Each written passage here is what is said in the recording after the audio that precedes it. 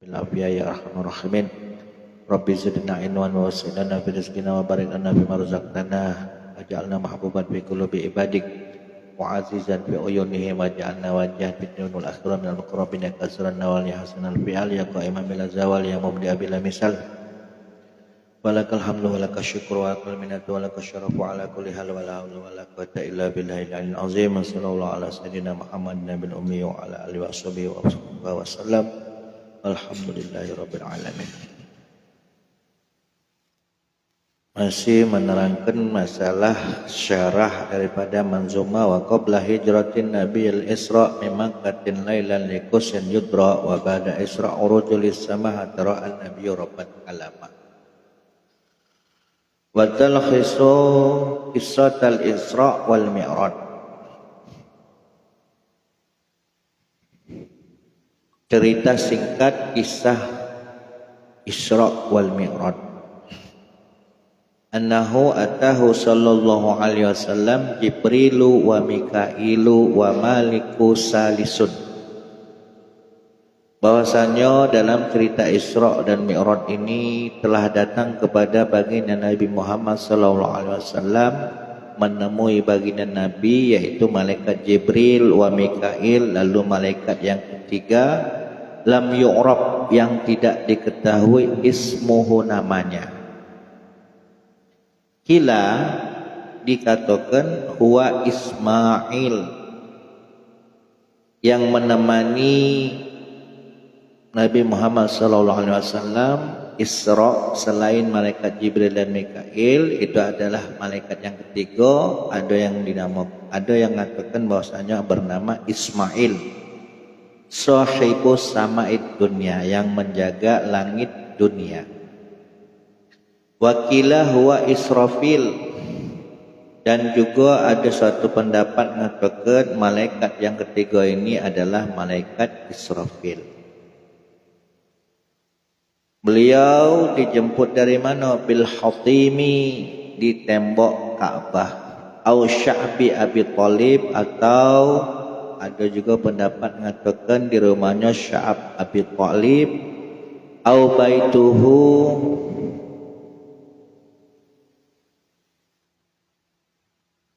atau di rumahnya sendiri baginda Nabi Muhammad sallallahu au baituhu, atau di rumahnya Sya'ab bin Abi Thalib, au baiti Ummi Hani, dan ada juga yang mengatakan di rumahnya Ummi Hani. Riwayatun, di sini ada beberapa riwayat yang mengatakan bahwasanya beliau tadi dijemput ada di rumahnya Ummi Hani, ada yang mengatakan di rumah Sya'ab, ada yang mengatakan langsung di tembok yang berdekatan dengan Ka'bah.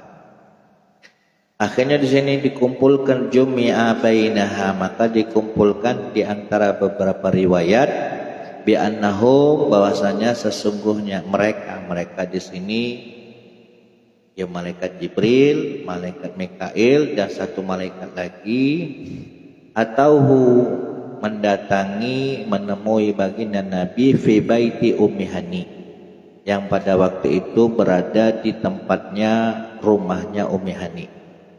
Wa baituha inda Sya'bi Abi Thalib, dan rumahnya Ummi Hani ini berdekatan dengan rumahnya Sya'ab Abi Thalib. Wa udifa ilaihi, dan beliau sedang bersandar di sana. Li'annahu kana yuskinuhu, karena pada waktu itu beliau bertempat tinggal di rumahnya Ummi Hani. Fa akhrajahul malaku minhu ilal masjidi, dari Ummi Hani, di rumahnya Ummi Hani ini tadi, lalu dikeluarkanlah atau dibawa oleh malaikat ila masjidil, menuju Masjidil Haram. Fa'adja'ahu fil Hatimi, yang mana setelah di Masjidil Haram beliau dibaringkan fil Hatimi, di temboknya Ka'bah.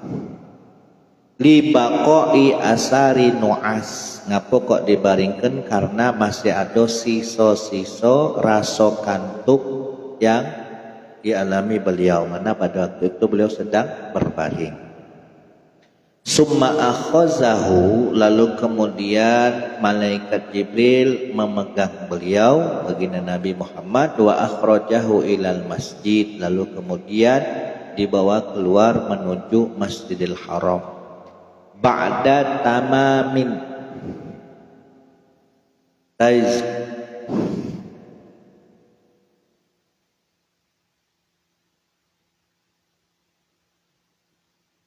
Ba'da tamami yaqzatin, setelah sempurna atau benar-benar beliau sadar dari tidurnya.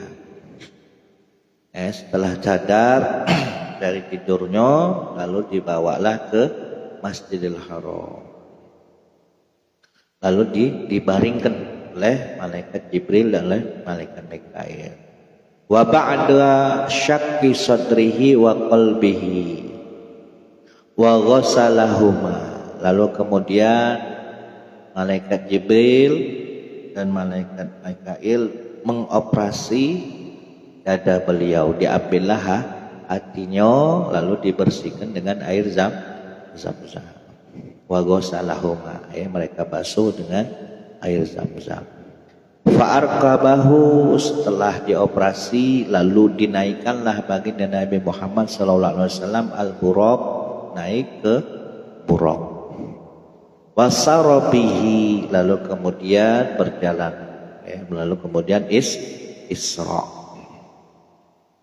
Hatta intaha ila Baitul Maqdis, sampailah perjalanan itu menuju ke Baitul Maqdis. Wa waqa'a lahu fit tariqi ajaibun kasiratuh, dan sepanjang perjalanan dari Masjidil Haram ke Masjidil Aqsa, Baitul Maqdis pada waktu itu namanya Baitul Maqdis, sekarang Masjidil Aqsa. Dari perjalanan dari Masjidil Haram menuju Baitul Maqdis ini tadi terjadilah peristiwa-peristiwa yang ajaib, ajaibun kasiratun. Ada keajaiban-keajaiban yang sangat banyak. Waja'a fi riwayatin, dan telah dikabarkan dalam satu riwayat, anna Jibrila raqiba ma'ahu alal buraq, bahwasanya malaikat Jibril ikut naik bersama dengan baginda Nabi Muhammad sallallahu alaihi wasallam di naik ibu buraq. Wa marra sallallahu alaihi wasallam bil Madinah, dan Nabi Muhammad SAW melewati kota Madinah. Fa'amarahu, lalu kemudian malaikat Jibril ngongkon kepada baginda Nabi Muhammad SAW untuk turun di kota Madinah. Ayyan zila wa yusalli hunaka, dan sholat di Madinah. Wa bimadyana, dan juga sempat selama perjalanan Isra sempat singgah di Madyan. Fa'amarahu bizalik, di Madyan juga Nabi Muhammad SAW dikongkon oleh malaikat Jibril untuk turun dan menunaikan salat. Wa bi baitil lahmin, dan juga di Baitul Lahm allazi wulida fihi Isa, yang mana Baitul Lahim adalah tempat di mana Nabi Isa dilahirkan. Fa'amarahu bizalik, dan malaikat Jibril pun mengongkon kepada Nabi Muhammad untuk juga melakukan sholat di situ. Di sini ada sebenarnya keterangan sikot lagi, yaitu Nabi Muhammad dikongkon juga untuk turun di Syajaratul Musa, tempat di mana Nabi Musa berlindung dari kejaran Fir'aun.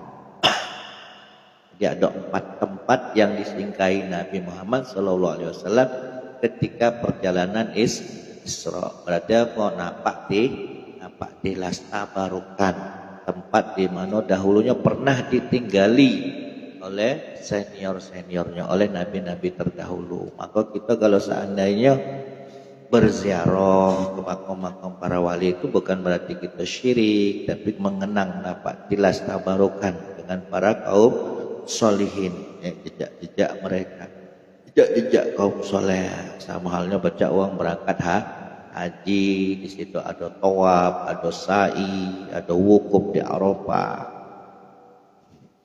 Jadi tidak dosalah kalau kita sempat untuk sholat di tempat-tempat di mana dahulunya di situ pernah menjadi tempat atau sarana untuk ibadahnya orang-orang soleh terdahulu. Jadi tabarukannya.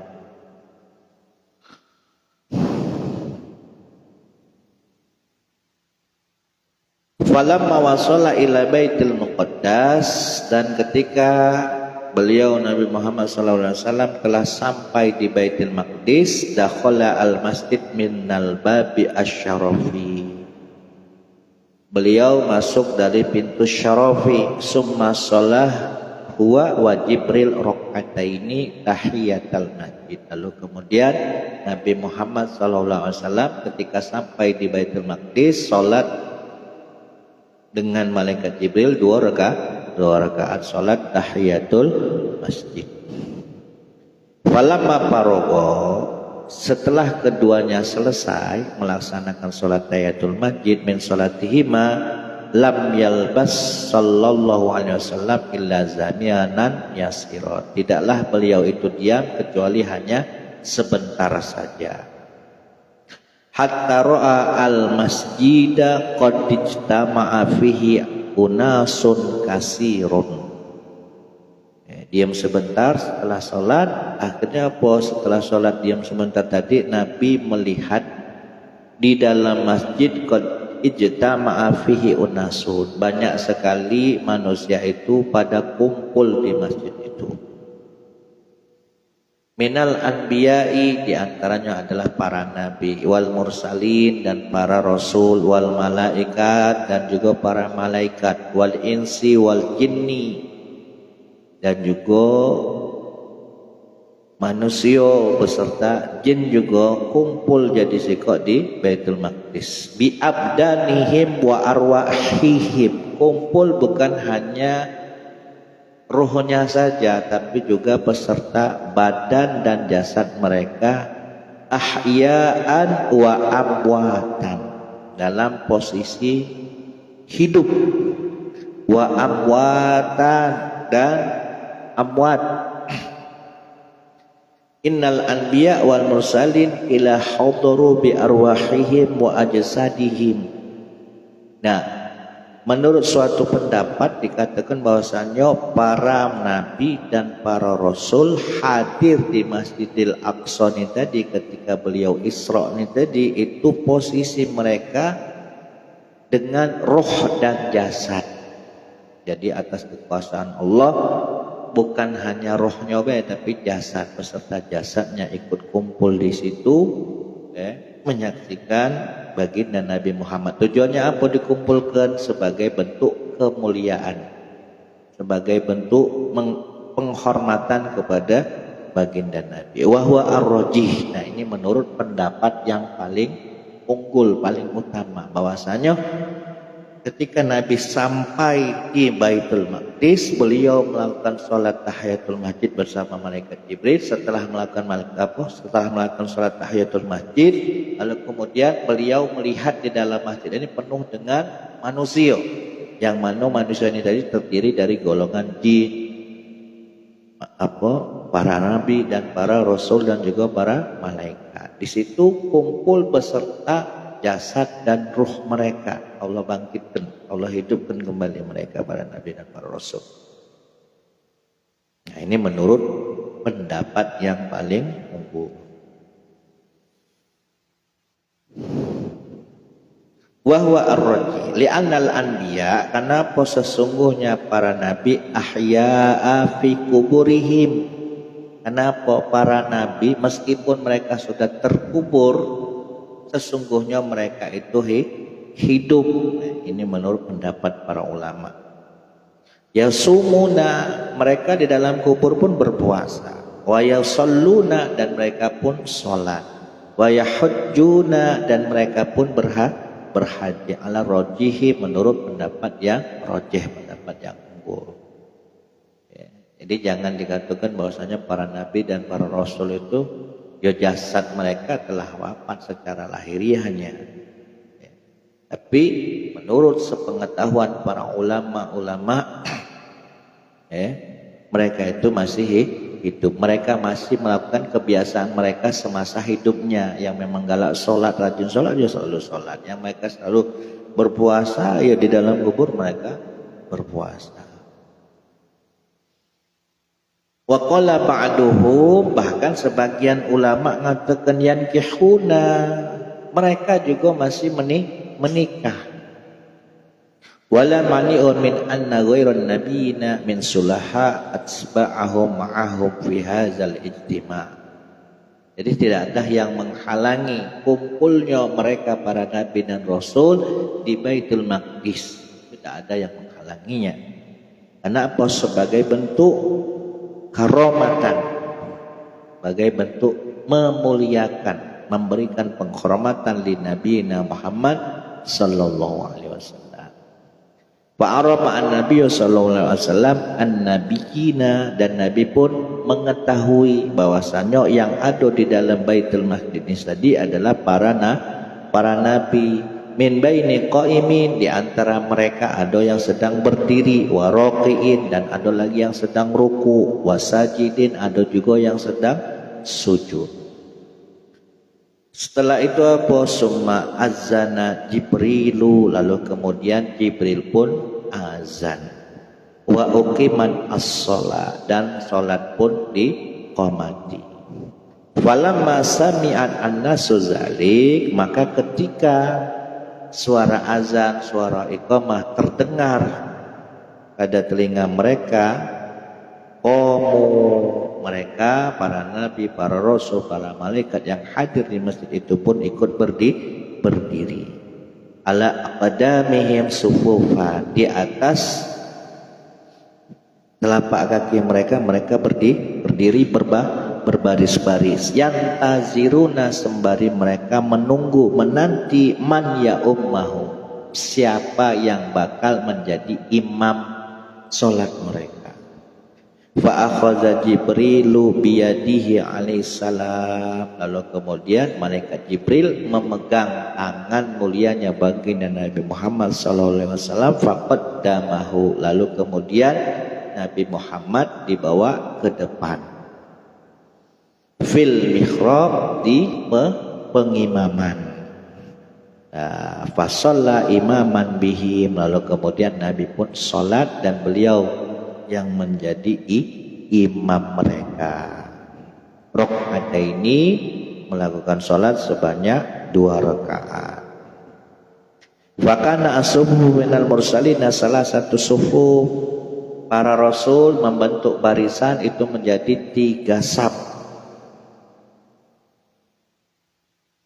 Wa minal anbiya'i arba'atun, dan para nabi membentuk barisan 4 saf. Wal malaikatu wal insu wal jinnu sufufahum la tanhasir, adapun safnya para malaikat dari golongan jin dan manusia itu pun mereka berbaris, dan saf-safnya pun tidak terhitung saking banyaknya yang mengikut jamaah salat kepada baginda Nabi Muhammad.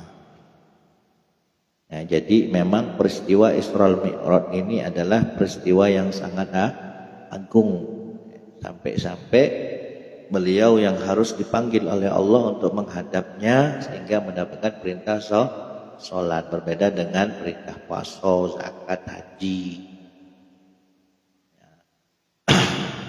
Adapun simbolik untuk mendapatkan perintah sholat ini tadi kan, beliau kan sempat mampir di beberapa tempat terakhir di Baitul Maqdis. Sebanyak 5 kali beliau mampir terakhir di Baitul Maqdis. Yang berarti menunjukkan bahwasanya beliau akan mendapatkan perintah di sholat 5 waktu.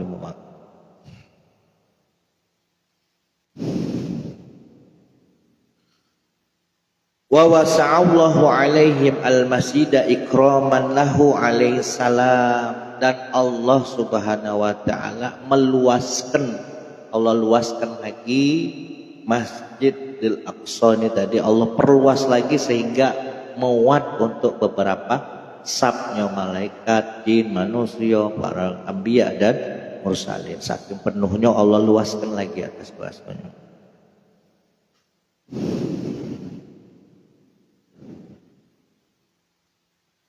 Walam yakmil fihi safun wahidun aslan la fi jum'at wala fi aidin. Bahkan satu saf itu sama sekali tidaklah cukup kalau seandainya dilakukan untuk sholat Jumat, untuk sholat Id. Wala ghairihi mali annahu akbarul masjid. Karena apa? Masjidil Aqsa ini termasuk masjid yang paling besar. Wakila hadirul anbiya wal mursalin bi arwahihim faqat. Namun ada sebagian pendapat yang mengatakan bahwasannya hadir ikut sholat di Masjidil Aqsa ini adalah ruhnya para nabi dan para rasul. Ini dalam satu pendapat. Tapi kalau pendapat yang unggul, mengikut hadir dan mengikut sholat di Masjidil Aqsa ini jasad plus ruhnya para anbiya dan mursalin. Tasyakkalat fi suwari ajsadihim, yang mana sulit menggambarkan jasad-jasadnya para nabi dan rasul ini bagi mereka yang ulama yang mengatakan bahwasanya yang sholat itu hanya ruh saja. Wakila rafa'allahu al-hujba bainahu sallallahu alaihi wasallam wa bainahum fi kuburihim fa shalla bihim fil masjid wa hum fi kuburihim. Dan ada yang mengatakan satu pendapat Allah mengangkat hijab pembatas antara Nabi Muhammad dan juga para anbiya dan rasul fi kuburihim, di kuburan mereka, fa shalla bihim fil masjid wa hum fi kuburihim. Seakan-akan mereka itu sholat di masjid padahal mereka berada di dalam kubur. Ini menurut satu pendapat lagi mengatakan bahwasanya mereka sebenarnya tetap di kuburan, tapi Allah buka akan hijab mereka, jadi seakan-akan mereka sholat di Masjidil Aqsa.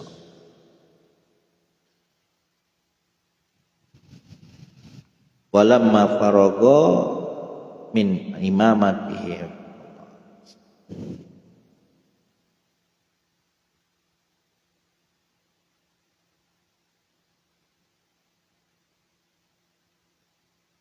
Bismillahirrahmanirrahim.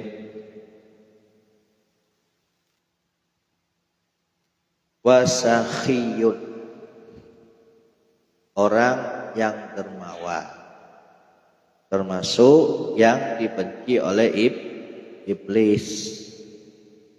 Faman, maka barang siapa aqqa, yang mau memberi al-ba'do, sebagian daripada yang dia miliki, wa abqa al-ba'do, dan menyisakan sebagiannya lagi, fawa sahibus sakho, maka orang ini disebut dengan sakho, ya, orang yang dermawan.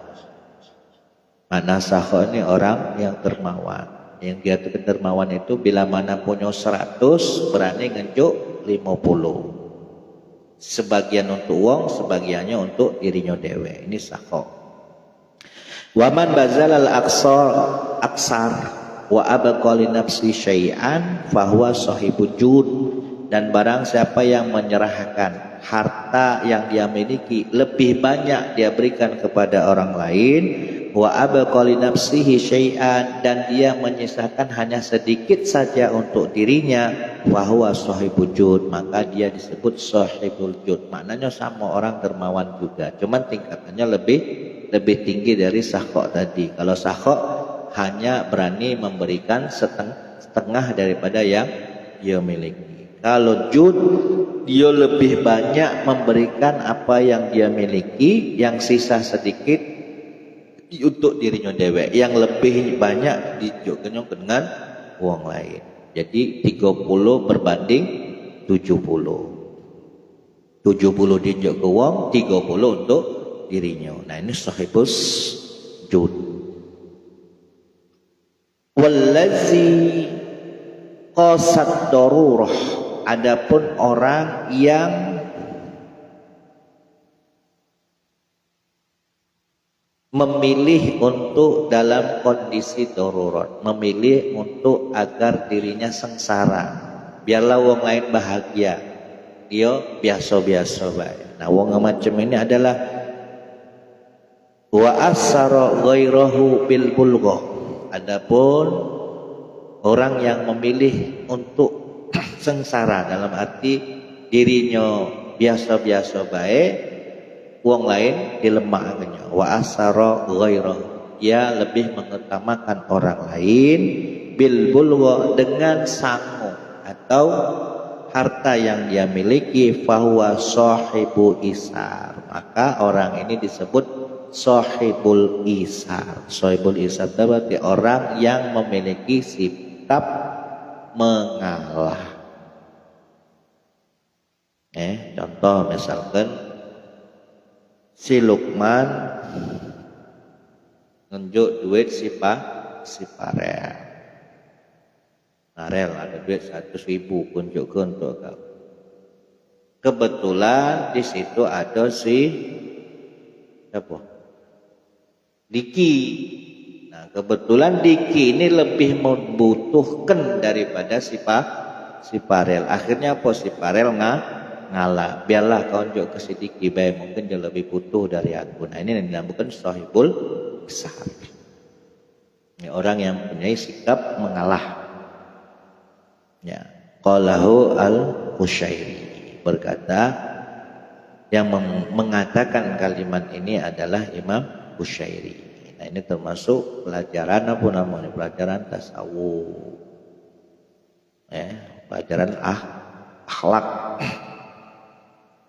Nah, tinggal makom kita di mana? Di sakho, di jun, apa di isar.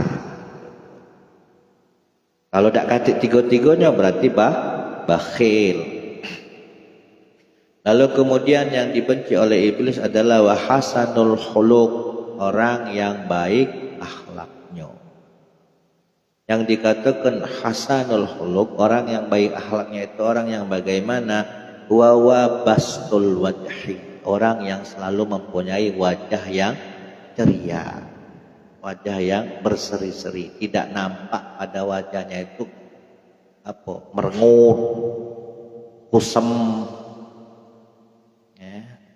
meraju, wajah yang penuh dengan keceriaan, berseri-seri. Wakaful aza, dan orang yang husnul khuluq ini adalah orang yang selalu menahan dirinya untuk tidak melukai atau menyakiti orang lain. Wabazlun nada, dan orang yang selalu memberikan sedekah, galak berbagi. Wakila, ada pendapat yang mengatakan yang namanya husnul khuluq ini cak mano? Huwa hayatul linafsi, sebuah karakter, kondisi seseorang, tasduru anhu al-af'alu al-jamila, kondisi atau karakter seseorang yang muncul pada dirinya sikap atau perbuatan atau perilaku yang bagus, aklan menurut akal, wasyar'an maupun pandangan syariat. Bisuhulatin, dan munculnya itu sangat mudah sekali, jadi bawaan istilahnya itu. Min ghairi hajatin ila fikrin, tanpa perlu berpikir. Munculnya sikap perilaku yang baik ini itu muncul dengan sendiri, spontanitas, tanpa harus berpikir. Jadi jangan kita tebudi dengan akhlak yang sifatnya lahiriah, penampilan, itu jangan. Contoh baca sales. Lukman tahu pernah jadi sales, ketika ngadepi toko pakai bahasa yang halus, bahasa yang sopan, sehingga bisa narik pembeli supaya galak membeli produknya. Nah, yang dinamakan akhlak yang baik itu adalah memang muncul dalam dirinya sendiri sikap yang memang baik, bagus, baik dipandang secara akal maupun dipandang secara syariat, murni tulus. Jadi bukan modus. Ya. Bukan dibuat-buat. Ya. Ketika berhadapan dengan orang kaya, mana supaya hati aku nih aku nih dijingoknya, aku nih diperhatikannya, laju bersikap yang dibuat-buat, acak-acak bagus. Nah itu beda, itu bukan akhlak namanya. Lalu kemudian musaddiqu rabbah, orang yang percaya dan juga membenarkan rabbahu, Tuhannya, bima dhaminallahu lahu, dengan apa baik yang sudah dijamin Allah untuk dirinya. Dia yakin, percaya dan membenarkan apa-apa yang telah menjadi keputusan Allah untuk dirinya. Minar rizki, semisal dalam hubungan rezeki. Biar kelak aku jadi toko, tukang cat. Aku yakin baik, pokok telaten ini baik. Kalau memang ada bagian kayo, ya kayo. Bukan berarti dengan pekerjaannya dia harus kaya, enggak. Karena sudah yakin dan pasrah total kepada Allah. Jadi guru ngaji, TPA, ya digeluti baik, ya didudui baik, ya ditelateni baik. Tak ada nak mikir ke upah, tak ada nak mikir ke pangkat. Pokoknya aku ngajar, nuang ke ilmu yang aku miliki. Tidak ada berharap masalah duniawi. Intinya segala rezeki sudah dijamin oleh Allah. Jangan kaget geluti satu pekerjaan diniati yang lain, diniati duniawi. Aku nak ngojek supaya pacak beli mobil, aku ngojek supaya misalkan pacak punya ruko. No, pokoknya intinya bekerja ya lillahi ta'ala. Nah, masalah rezeki itu tidak berhubungan dengan usaha maupun pekerjaan. Qala fi Rauhil Bayan, berkata Imam Al-Alusi di dalam kitab Rauhul Bayan, ittafaqal ulama telah sepakat ala annal arba'ata la taqbalu at-taghayyur aslan, bahwasanya ada 4 perkara yang tidak akan mengalami perubahan sama sekali. Berarti sudah pasti. Yang pertama apa? Umur. Kalau sudah ditakdirkan oleh Allah umur 40, ya 40. Kalau sudah ditakdir umur muda, ya umur muda. Warizqa, dan rizki. Rizkimu telah dijamin oleh Allah. Pokok kau hidup, ekonomi kau ke bawah. Ya sudah, berarti harus bersabar nikapinya. Kau telah dijamin rezeki ekonomi ke atas, berarti harus bersikap syukur. Lalu kemudian apa? Wal ajal, batas waktu. Segala gawe, segala apa baik itu ada masanya, ada waktunya. Was sa'adatu wasyaqwa, keberuntungan dan kesengsaraan atau kesengsaraan. Jadi ada 4 yang tidak pacak berubah: umur, rezeki, ajal, beruntung atau sengsara, bahagia atau sengsara. Adiko itu itu suatu hal yang tidak bisa berubah. Aku nak rajin sholat berjamaah, aku nak rajin puasa. Rajin puasa kagak rezeki aku tambah tidak, itulah. Yang nambah itu apa? Berkahnya. Ya. Kenapa? Kalau sholat, rajin ibadah, beramal soleh, kita niatkan untuk mempermudah rezeki, memperbanyak rezeki, ya salah, ya keliru. Intinya apa kita pegawai, kita usaha niatkan mengharap ridha Allah. Masalah rezeki itu Allah kalau yang ngatur. Adapun usaha, bekerja itu adalah jalan untuk mendapatkan rezeki. Kadang ada wong tu rainya deso katro, tapi rezekinya kota. Ada yang rainya ganteng, baca artis, tampan, datanya rezekinya deso. Macam cara Allah atur rezeki. Lalu kemudian yang dibenci oleh iblis, wal muhsinu ila masturatil aramil, orang yang selalu berbuat baik kepada para janda yang menutupi kefakirannya. Orang yang berbuat baik kepada janda-janda yang menutupi kefakirannya, menutupi kebutuhannya. Tidak menampakkan diri bahwasanya dia itu susah, tidak.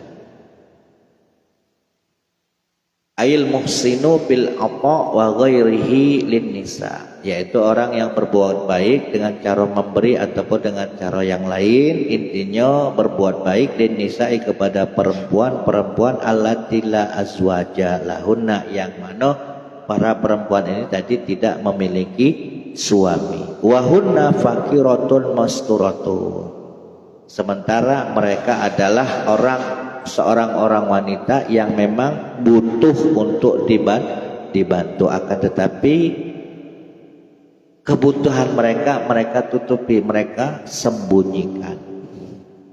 La yazharna lirrijal, dan tidak mereka tampakkan di hadapan laki-laki. Contoh misalkan ada seorang ustazah, lakinya meninggal, dan sementara yang biasa menunjang ekonomi tadi adalah lakinya.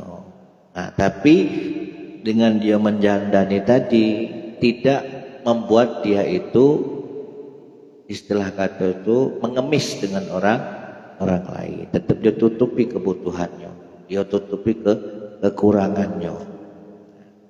Orang seperti ini kok kita baiki, kita bantu, kita tunjang ekonominya, maka ini termasuk orang yang dibenci oleh iblis. Tapi niatnya memang bantu, tulus, bukan berarti untuk menggantikan lakinya, enggak. Janda-janda yang memang membutuhkan bantuan, akan tetapi dia menutupi dirinya bahwasanya dia itu tidak mampu. Diriwayatkan annahu sallallahu alaihi wasallam qala inna sa'iya 'alal armalah, barang sesungguhnya orang yang membantu para janda wal masakin dan orang-orang miskin kal mujahid fisabilillah, maka orang tersebut sama seperti orang yang berjuang di jalan Allah. Awil qaimul laila as-saimi an-nahara, dan orang yang membantu para janda, membantu para fakir miskin itu sama seperti orang yang melakukan sholat malam plus di siang harinya dia puasa. Rawahu al-Imam Ahmad wal Bukhari wa Muslim, hadis riwayat Imam Ahmad, Bukhari dan Muslim. Lalu kemudian wal musta'idu lil maut, orang yang dibenci iblis dari umatnya baginda Nabi Muhammad adalah orang yang mempersiapkan dirinya menghadapi kematian. Cak mano, yaitu dengan bi'idyanil a'malis sholihah, dengan cara dia selalu senantiasa melakukan amal yang soleh. Sudah dipersiapkannya belum kematiannya untuk selalu berbuat amal soleh, karena dia tahu bakal bahwasanya dia tidak akan hidup selamanya, pasti ada batas waktu, maka semasa hidupnya dia pergunakan untuk melakukan amal soleh sebagai bekal dia kage menuju kematian. wal maqalat tasyahu.